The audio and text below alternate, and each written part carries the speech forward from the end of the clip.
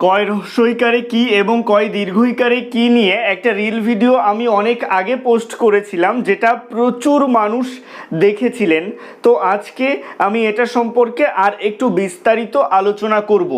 আপনারা অনেকেই জানেন যে কয় হ্রস্বইকারে কি এবং কয় দীর্ঘইকারে কি। এই কয় হ্রস্বইকারে কি আমরা কখন ব্যবহার করব?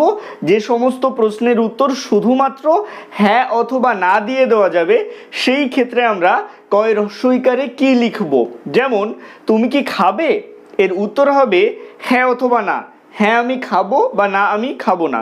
তো যে সমস্ত প্রশ্নের উত্তর শুধুমাত্র হ্যাঁ অথবা না দিয়ে দেওয়া যাবে, সেই সমস্ত প্রশ্নের ক্ষেত্রে আমরা কয় হ্রস্বইকারে কি লিখব।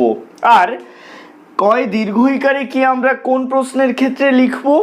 যেখানে হ্যাঁ অথবা না দিয়ে উত্তর দেওয়া যাবে না। যেমন, তুমি কি খাবে, এক্ষেত্রে হ্যাঁ অথবা না বললে হবে না, কি খাবে সেটা বলতে হবে।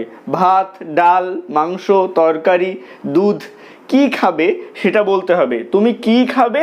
ভাত বা ডাল খাবো।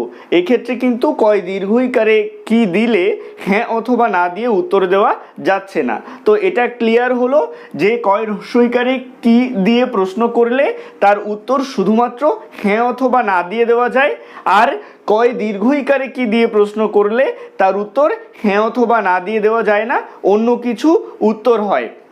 এবারে আসি কিভাবে, কি রকম, কি জন্য, এগুলোতে আমরা কি লিখব? কয় হ্রস্বইকারে কি নাকি কয় দীর্ঘইকারে কি? যেহেতু কিভাবে, কি রকম, কি জন্য এগুলো দিয়ে প্রশ্ন করলে হ্যাঁ অথবা না দিয়ে উত্তর দেওয়া যায় না, তাই এগুলোতে হ্রস্বইকার হবে না। এগুলোতে হবে কি? এগুলোতে দীর্ঘইকার হবে। এটা মাথায় রাখতে হবে। এছাড়াও আবেগসূচক বাক্যের ক্ষেত্রে আমরা কয় দীর্ঘইকারে কি ব্যবহার করতে পারি। যেমন, আহ কি আরাম, আহা কি দেখিলাম, বাহুবাহ কি দারুণ খেলা, ছি কি অন্যায় আচরণ করছে। অর্থাৎ আবেগসূচক বাক্যের ক্ষেত্রে আমরা এভাবে কয় দীর্ঘইকারে কি ব্যবহার করতে পারি, সেক্ষেত্রে কয় হ্রস্বইকারে কি হবে না।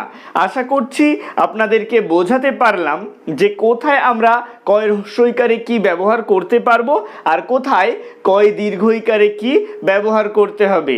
আজকের ভিডিওটি কেমন লাগলো অবশ্যই কমেন্টের মাধ্যমে জানাবেন। ভালো লাগলে লাইক করবেন এবং ভিডিওটাকে শেয়ার করতে ভুলবেন না।